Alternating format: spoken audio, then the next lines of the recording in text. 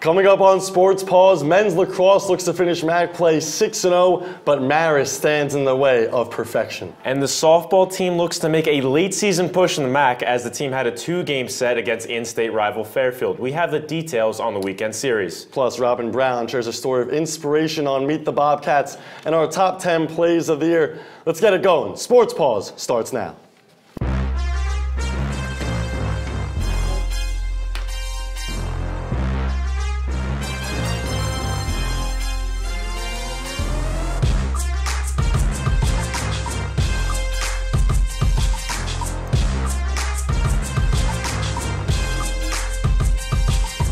Hello and welcome into Sports Paws, the last one of the year. My name's Chris Stacy, joined alongside my guy, Dylan Fearon. My pleasure, brother. The year has flown by. Yes. I mean, if I could extend it a few more weeks, I would. I know I can't, but I would. But one team on campus that actually has a chance to extend their year is men's lacrosse. The top seed in the MAC tournament this upcoming weekend, looking to end the regular season perfect in conference play, but Marist is standing in the way, Chris. That's exactly right. Let's take a look at the game footage right here. Like you said, first seed in the MAC tournament. This game was just to make sure they stayed perfect in the MAC. Let's take it into the first quarter. We're going to see Quinnipiac up here 1-0. Marist tying this game up here. Quick shot right there, tied at 1. But you're going to see Foster Cuomo, amazing stick work right there. You might see that one later in the top 10. Scoop shot right there. Part of that big three you're talking about. Exactly. On to the second quarter. We're going to see Marist with another time and room shot, no doubt right there. Quinnipiac going to still lead 10-8 going into the third quarter. And I know you might have heard this name once or twice. This is Jake Tomsick. Only a couple times. Look at this finish right here, in between two players. No idea how he got that one off. Somehow he did. Quinnipiac still up 13-11. On to the fourth quarter. Senior Brian Feldman. He's going to take this one right down the alley, gets an opening, knows exactly what to do that. We're going to put that one in the back of the net. 16-12, Quinnipiac leads right now. And then here's Sam Witt dodging down the alley, right past his man Ripper, top right corner, no doubt about it. Quinnipiac is going to win this one 17-14 to keep that perfect record in the MAC. That big three of Tomsick, Feldman, and Cuomo playing really well. Dangerous. So Quinnipiac claims the top spot in the regular season standings. Perfect record in MAC play. The conference tournament is this weekend, and the Bobcats will face Canisius in the semis at Monmouth. Detroit Mercy and the Hawks will play in that 2-3 matchup. Marist, Siena, and Manhattan missing out on the playoffs this year. You heard Jake Tomsick. He took home yet another MAC Rookie of the Week award today. This is Tomsick's 4th time being honored with this award this season. The freshman attackman scored 5 goals during the win against Marist this past Saturday. Tomsick is 2nd in scoring for the Bobcats, heading into the postseason as the #1 seed. When you think of the Quinnipiac men's lacrosse team, you think of the big three, like we said, Jake Tomsick, Foster Cuomo, and Mike Fletcher. But we have a player in here that anchors the team on the other side of the field. That's Adam Bellany, who is live in studio with Jonathan Banks. Jonathan, what you got for us? Thanks, Chris. I'm here with senior captain Adam Bellamy. Adam, how you doing today? Not bad. Thanks for having me. Yeah, of course. So let's take it back to last season. You guys finished 1-5. This year, 6-0. So what do you think is the main difference between finishing undefeated and 1-5? I mean, I think after a season like that, you always got to bounce back, and I think that's what we kind of did. We have such a big senior class. We kind of just decided that, we can't let that happen again. We got to bounce back strong, and that's what we've done so far. Yeah, and one game that you guys really poured it on was the Canisius game where you guys scored 19 goals. That was your season high in goals. So do you guys plan on using the same strategy on Thursday against Canisius, or are you planning on giving them a different look? Yeah, the great part is we've already played this team. We've already played Monmouth as well, who we potentially might see in the finals. So we already know what they're going to give to us. So yeah, probably the same strategy, I'd say. Yeah. Same strategy. Yeah. Yeah, and now let's think about you. This is your senior year. Back when you were a freshman, you were obviously a different type of player coming in your freshman year. So what do you think are the differences between you personally and as a player freshman year and now? I think after being here for 4 years, you should kind of grow as a player. You get to know the guys who you're playing with, especially. I know I haven't really changed my game up a lot. I've just been trying to help the team on both sides of the field, and it's worked out so far. So. Yeah, it definitely has worked out. And a lot of things that have worked out in your lacrosse career includes this season being undefeated. But in terms of you personally, what do you think has been your biggest accomplishment as a member of the Quinnipiac lacrosse team? I don't want to talk a whole lot about individual accolades. A couple years ago, long stick midfielder of the year, but we also won a championship that year. So don't want to get too much into the individuals, but I just want our team to win this year. That's pretty much it. Spoken like a true captain. Yeah. So now let's talk about, you're from Canada, not from the United States. Yeah. Obviously you played in Ontario before coming to Quinnipiac. So what would you say the differences between learning lacrosse in America and learning in Canada? Because most of your teammates are from like this area in here. Yeah, well, the game's totally different. Where I'm from, a lot of the kids play growing up indoors. So I mean, it's completely different from field lacrosse, which has like the long sticks on defense, a lot more space. So a lot of the Canadians who I grew up with playing really transitioned well to this game because of the in-close stick skills, smaller nets and everything like that. So a lot of the players who I grew up with are really skilled with the ball. Yeah, and you and Riley Palmer went to the same school growing up. You're both seniors. Does that help playing alongside him? Absolutely. I came from a great school. So many guys are just killing it in the NCAA right now. Yeah, I've known Palmer for a long time, probably more than I've known anyone else on the team, that's for sure. Yeah, it's helped a lot. Me and him have played for 6 years together now, so it helps a lot, yeah. That's awesome. Thanks, Adam, and good luck the rest of the way. Back to you guys at the desk. Thanks, JB. Again, Quinnipiac Canisius Thursday at noon for a spot in the MAC title game. To baseball now, Quinnipiac taking a break from MAC play to face in-state foe Hartford in the middle of last week. The Bobcats 0-2 against the Hawks this year already. We're going to go right to the 6th inning. Hartford already up 3-2. Again, the Hawks have beaten Quinnipiac twice this season, so the Bobcats looking for their first win against Hartford. 6th inning now, Colin Donnelly pitching in a jam. Use a little off speed work to get out of the situation, runner on third. 2 innings of work for Donnelly out of the pen. To the bottom of the 6th, Chris, when Quinnipiac needs offense, they go to 2 guys. Ben Gibson and Liam Scaffariello, moonshot to center. That's the 9th on the year for Scaff, just 2 behind Gibson for the team lead. Now Scaff will come up again in the 7th in a tie game. So nail biter here in Connecticut. And just like the 6th, he's gonna drill one to deep center field, but Hartford's Nick Campana says, nuh-uh. Looking like Ken Griffey Jr. out there, robbing Scaff of a home run. This one would go to extras, Chris. Hartford was up 5-3. Quinnipiac storms back, makes it 5-5. They rally, and then Julius Saporito says, let's go home. Smacks him up the middle, driving in the winning run. Quinnipiac's gonna walk off. Celebrate. 6-5. Now the bats didn't show up in game 2 either for Quinnipiac. The Bobcats actually no hit by Iona's. We're actually going to go to game 1 against we jumped the gun a little bit. We're going to go to game 1 right here. Start off in the 2nd inning. Hugh has runners on 1st and 2nd here. Line drive to the second baseman. Doubles up the runner. Great play. Still 0-0. We're going to go on to the 5th inning now. You're going to see Iona up to hit. There's going to be a single slapped into left field right here. That's going to score a run. Iona, excuse me, is going to go up 1-0, and you're going to see the dugout celebrate accordingly here. I really don't know what's going on here. They can celebrate however they want. They do things different in New York. Yeah, they do. So on to the 8th inning. This is Andre Marrero. He's going to slap a double into the gap here. That's going to move the runner to 3rd. No run's going to score. Still 1-0 Iona. He's going to slide in safely there, and he's going to celebrate with his team. Now 3-2 count for Liam Scarfiello, and he's going to walk. That's going to bring in a run on the bases loaded, tie the game up at 1. Now, Evan Volgamore, he's going to pop this one up to right, and that just might be deep enough, Dylan, to bring in a run, and that will be the difference in the game. Quinnipiac's going to win this 2-1. Not a whole lot of offense in that one, Chris, and the bats didn't really show up either in 2 for Quinnipiac. The Bobcats were actually no hit by Iona's Mario Fariola. Walked 5, struck out 10 as the Gales won 3-0. Brandon Shalakis pitched well for Quinnipiac, 2 earned runs in 6 innings, but it wasn't nearly good enough as Quinnipiac's bats were nowhere to be found as the Bobcats and the Gales split the doubleheader. So Quinnipiac heading into the day, a couple of games behind. Now we're going to go to game 3, Quinnipiac and Iona. Couple of games behind Canisius for first place in the MAC, looking to extend that in their other match. Let's start in the top of the 2nd. Iona hasn't been good with the bats all year, Chris, but they have an opportunity here. Runners on 1st and 2nd. Derek Becker hits a routine grounder to 2nd. Gets 1 out, but then Ben Gibson can't dig out the throw to 1st. Runner scores. Gales get on the board early. Let's fast forward to the 6th now. Iona up 3-1. Quinnipiac pitcher Tyler Poulin has been good this year, but not so much here. Sam Punzi singles and plates 2 more. Iona now 5-1 and Chris the Bleeding wouldn't stop soon.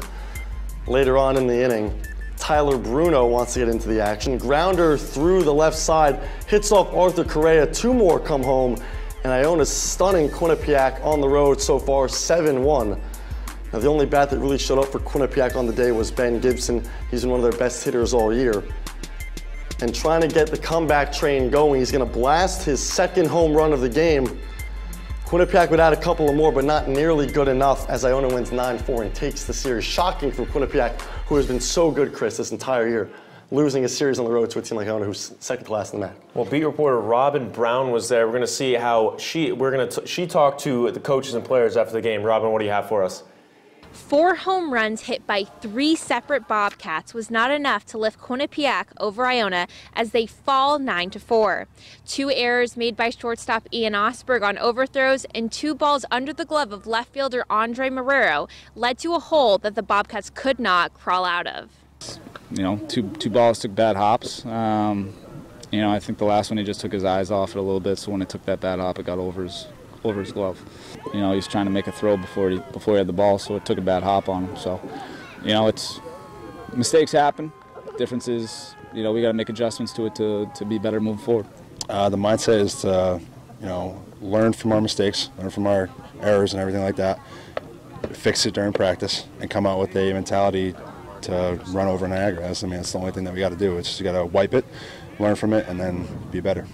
Having a late game fight is something we've always had.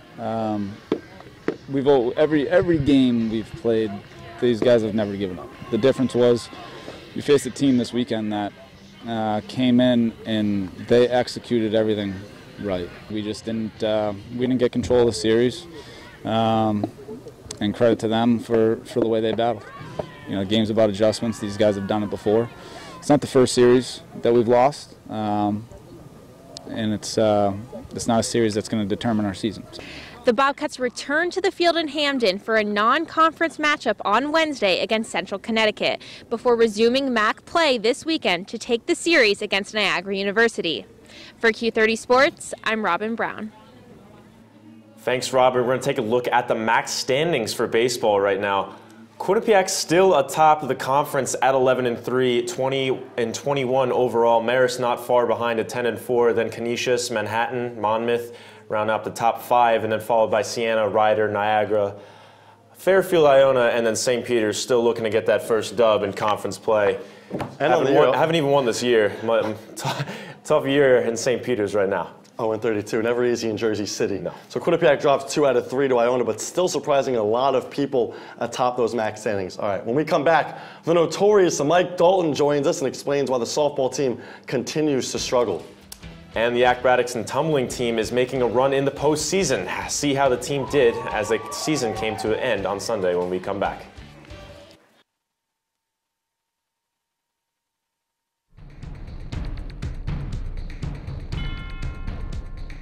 Whether you're on the quad, in your room, or heading to class, tune in to Q30 News for stories by student journalists you can trust. We are covering the latest here on campus and in surrounding areas. Get the news you need to know every Wednesday night.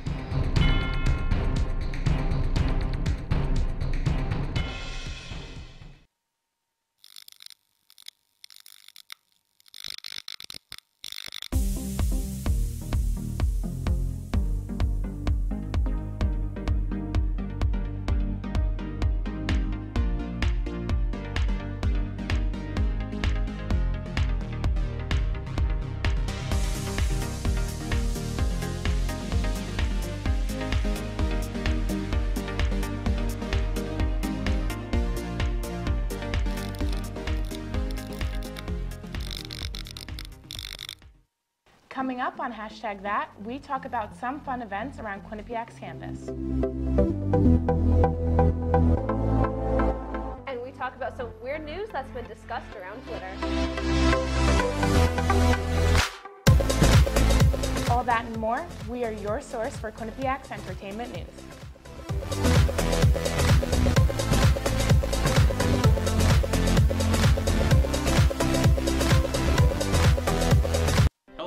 Tonight on Sandwich News, we will determine what makes a good sandwich and a bad sandwich. First, the standard sandwich. uninspired, and frankly, a little gross. But we have here a Ray and Mike sandwich, the Cadillac of sandwiches. And if you want one, well, come on down to Ray and Mike's at 3030 Whitney Ave, Hamden, Connecticut. Open every day from 6 a.m. to 10 p.m. QCash is accepted. now that's a sandwich. Sports Paws is brought to you by Custom Cakes by Steve. If you can dream it, we can bake it. Actually, you know, if you go on their website, the wedding cakes look absolutely amazing. And you know who might be spending too much time on their website instead of watching tape? The softball team, because they have been trending downward the past couple of weeks. The Bobcats hosted Fairfield this weekend. Quinnipiac had Casey Herzog on the mound, so you expect to win, right? Well, the 8 fielders behind her didn't play up to par. 2 big errors cost Quinnipiac 5 runs, all unearned. Herzog pitches well, but the Bobcats lose 5-2. Game 2, not much better for the Bobcats as they dropped the second game of the doubleheader by a score of 6-10. Fairfield scored at least 1 run in each of the first 6 innings against Kendall Brundrett, who only took this loss in the first after only pitching 2 innings of work. The Bobcats now dropped to 7-9 in MAC play. That's good for 7th place in the standings. Up next for the Bobcats is an out-of-conference game against another in-state rival, Sacred Heart, here in Hamden. And then 2 games at Manhattan on Saturday. Let's take a look at how Herzog compares to other top pitchers in the MAC. She's ahead of everyone in innings, wins, and ERA. It's probably going to come down to her and Amanda Riley at Monmouth for MAC Pitcher of the Year. Riley ahead of Herzog in just strikeouts. And Iona's Alana Evans closing in on Herzog's league-leading ERA. Pretty impressive, Chris. I mean, ERA under 2. I'd be surprised if she isn't named the MAC's best pitcher come the end of the season. Now, for our Twitter poll, we actually asked about Casey Herzog and who will be the MAC Pitcher of the Year. It was our Pitcher of the Year. It was the Sports Paws Twitter poll of the week, and here are the results. Overwhelmingly in favor of Casey Herzog. 80% of the votes went to her, and the next closest was Amanda Riley for Monmouth with only 13% of the votes. For more on Herzog and the team, let's bring in softball beat reporter Mike Dalton. Mike, what's going on, man? Nothing much. How are you, Dylan? Good. Well, things haven't been going well for Quinnipiac lately. They're 7-9 in the MAC. So can still make the playoffs. That's possible. What do they have to do to make sure they are playing come postseason? Well, they definitely have to win at least 3 of their last 5 games. Now, tomorrow's game, like you said, Chris, is against Sacred Heart at 3:30 tomorrow. That's an out-of-conference game. But fortunately for the Bobcats, their last 4 in-conference games are against Manhattan and St. Peter's, who are the bottom 2 teams in the MAC. And here's what Jill Karowski actually had to say about what they want to accomplish before the season ends.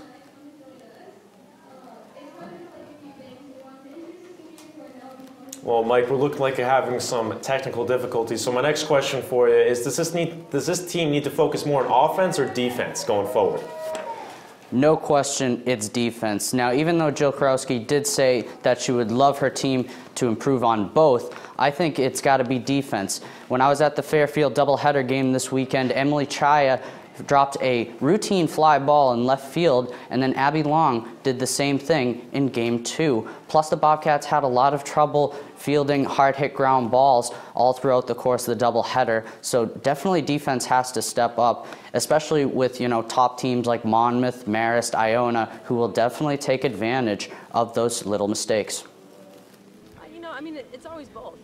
It's always, there's never a right answer for that, because I think we can always grow. Even when we're, above 500 team, we can always work on offense and hitting. So because pitchers are going to change, our defense is going to change depending on who's pitching for us. So again, I think it's a little bit more the execution in pressured situations that we need to just fine tune a little bit.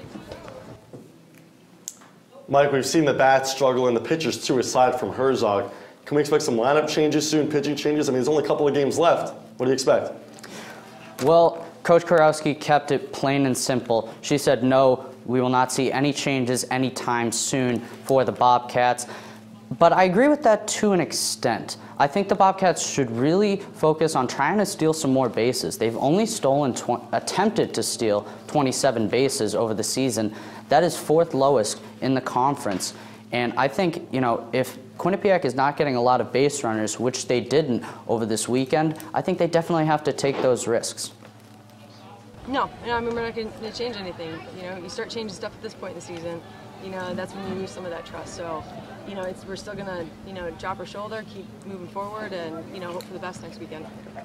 Again, Manhattan and St. Peter's to close out the season. Mike Dalton, thanks a lot, man. Thanks, guys.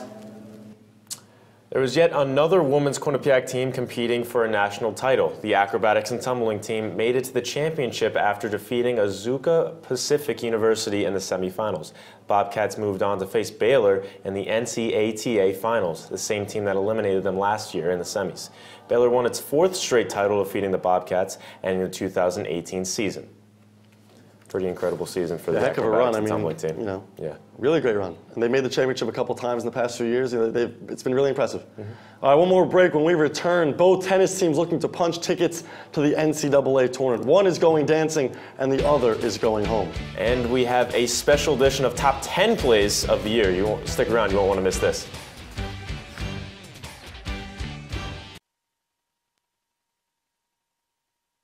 Hello, and tonight on Sandwich News, we will determine what makes a good sandwich and a bad sandwich. First, the standard sandwich. Uninspired, and frankly, a little gross. But we have here a Ray and Mike sandwich, the Cadillac of sandwiches. And if you want one, well, come on down to Ray and Mike's at 3030 Whitney Ave, Hamden, Connecticut. Open every day from 6 a.m. to 10 p.m. QCash is accepted. now that's a sandwich. Bobcat Breakdown presented by the Quinnipiac Bobcats Sports Network. We are your source for debate. Did they make the playoffs last year, Tom Jenkins? When it clicks, it clicks. We dissect Quinnipiac athletics on a scale you've never seen before. With Tobia, it almost looks like she's reaching a little bit. Plus, we bring in the biggest names surrounding college sports. We are live here at the Times Union Center with Jay Billis. And of course, some comedy. But you can only have so much arena food. I think you're crazy. Bobcat Breakdown, Tuesdays at 9:30. Sports Paws is brought to you by Custom Cakes by Steve. If you can dream it, we can bake it. All right, welcome back into Sports Paws. Both tennis teams looking to punch tickets to the NCAA tournament, Chris. The women's tennis team has won its 5th straight MAC tournament. The Bobcats defeated Marist to stay undefeated this season in MAC play. But forget about this season in the MAC. The team has never lost in the MAC since Quinnipiac joined the conference. Quinnipiac will find out who they play in the NCAA tournament on Tuesday. Well, from the thrill of victory to the agony of defeat, the men's tennis team, also in New Jersey for the MAC tournament, didn't go according to plan like the women. The Bobcats fell to Marist in the semifinals 5-1. It didn't look good from the start. Quinnipiac lost the highly coveted doubles point to start the day. The only point the Bobcats were able to win came from Patrick Capocero at number 4 singles. The Bobcat season is over after a 6-1 MAC regular season record. There was a new record broken on Sunday for the women's track and field squad, and this time it was not Jessica Lee. It was senior Leah Frommer breaking her own record in the long jump of just under 6 meters. The event also saw 3 Quinnipiac competitors finish first in the high jump, discus, and javelin events. 6 new additions to the men's soccer team for next season. Head coach Eric DaCosta bringing in recruits from all over the world. Headlining this class is Jordan Bennett from Australia, Dejan Duric from Germany, and Romain Danelu from France, both playing in some of the best youth leagues on the planet. A couple of Connecticut kids round out next year's rookies, trying to fill the big holes left by James Doig and Max Rothenbucher. All right, the bond between a shot put thrower and her autistic brother has inspired her career path and then some. Robin Brown shares Mackenzie Merkel's story on this edition of Meet the Bobcats. Thanks, guys. I'm sitting here today with senior thrower Mackenzie Merkel. Mackenzie, thanks for being here today. No problem. So I know that you're the first Bobcat to compete in shot put in program history. Can you tell me now, after the past 4 years, what it's been like wearing Quinnipiac across your chest and competing here? Oh, it's been a real great experience. Coming into it, I was super nervous being the only thrower. It's definitely developed a lot since I've gotten here, but it's definitely been a really good growing experience for me because I had to kind of help develop it in a way. So it's been really fun, just expanding the team and things like that. Awesome. So I want to toss it now to the student athlete side of things. And so I know that you're pursuing physical therapy as a career path, and you kind of have an interesting, inspirational story about why you chose that field. So can you tell me and the viewers kind of about that story? Sure. So my little brother was born when I was 8 years old, and at the time we didn't really know, like, a lot was going on with him, and I didn't understand. But as I got older, I was around him obviously so much, but his physical therapist would come to the house, we would go to her office, and he's had the same PT since he was born, so she's like part of our family now. So just watching and being around that and seeing how much he's progressed just with her help, I knew just a few years after that, I'm like, this is what I want to do. Like, I want to help other special needs kids like him in the future, because there was no better feeling than watching his face light up when he was able to take his first steps on his own, especially when the doctors were like, he might never be able to do that. And I've worked at his school and things like that, and have helped the kids, and seeing them progress, like, even just a little bit, is such a satisfying and rewarding feeling, like, not only for yourself, but for those kids too. So growing up, I know autism is technically defined as like a developmental disorder, but the most rewarding aspect, those first steps, just is that what it is? Have there been multiple moments that you're just like, this is amazing? Yeah, so he's still nonverbal, and he's also making progress sounding things out. So sometimes there's great days where he'll be able to sound out like, I love you back to me. And those are some of like my greatest days with him, just like hearing him try. Well, pleasure, and thank you for sharing with me today this story. Anytime. Chris, Dylan, back to you guys at the desk. Dylan, it is time for the top 10 plays of the year. This time a little bit of special for the end of the last show of the year. So let's take a look at what we got. So you're going to take the top? Yeah, I'm going to take the number one. So top 10, play number 10, we're going to go to the ice. This is Odin Tufto, star freshman. A lot of freshmen coming onto this show. He knows exactly what to do ahead of the pack with that puck. He's going to lead the team in points this year with 41. Number 9, rugby against Penn State. Emily Roscoff breaks several tackles, going to blow by a defender, and she's going to take this one to the hizzy to give Quinnipiac the lead. Bobcats go on to win their 3rd straight national championship. Continues to be more impressive every year. What do you think she could have gone in the NFL draft this year? Oh, 2nd round at least. Play number 8, we're going to go to the men's lacrosse field. Foster Cornwall, you saw it against Marist. This is against Canisius. The stick control, unbelievable. They're going to play that team in the 1st round of the playoffs on Thursday. Coming up on number 7, women's soccer is taking on Siena. Nadia Gill gets the ball, works her magic, and avoids the defender, puts it by the goalie. One of her several goals on the year, led the conference in goals, assists, and points, going to West Virginia next year as a grad student. Play number 6, we're going to go onto the baseball diamond. Abilene Christian, Brian Moskey. Wow. Full extension. You're so nice. We're going to see it twice in slow motion this time. Unbelievable play. Laying out number 5, women's soccer, back to the pitch. It's against Niagara. Emma Greco plays the role of goalkeeper with this fantastic save with her leg. Bobcats fall to Manhattan in the MAC semis, though. Back onto the lacrosse field for number 4, Foster Cuomo again, with the defense just surrounding him. I don't know how he does it. I'm pretty jealous that he can do that. How many times did we say Foster Cuomo tonight? Number 3, men's ice hockey against Northeastern. It's Odin Tufto, stays on his feet, puts the puck in the net on the backhand. Bobcats did get swept by Cornell at the end of the year in the ECAC quarters. Not too much hockey success this Dylan, you and I were here for this game. This play, unbelievable. Skip past Aaron Robinson in the corner. Dagger right there, Quinnipiac on to the semifinals. And number 1, back to the ice against Yale. Hamden boy Joe O'Connor puts the puck and his stick between his legs and puts it top shelf. Unbelievable, Chris. Bobcats sweep the Bulldogs in the 1st round of the ECAC, but again, they lost to Cornell in that quarterfinal matchup. No NCAA tournament for the 2nd straight year. And that's all the time we have for today. Dylan, I anchored my first time on Sports Paws with you, and I'm glad to spend the last time anchoring the last show with you. My pleasure, brother. It's only right that I was on your first. You were on for my last. It's been a great 5 years. I can't believe it flew by. Victory lap. Yeah, victory lap. And the victory lap is over. I guess I don't have a 2nd victory lap, but we'll see what happens in the future. But thanks for everything, man. And just because it's our last show of the year doesn't mean that you guys can't check out all our content on our website over at Q30TV.com and over on Twitter at Q30Sports and at Chris Stacey and at Dylan Fearon _ for Chris Stacey and the entire crew behind the scenes. Everyone's been fantastic this year. I'm Dylan Fearon. Good night and good luck.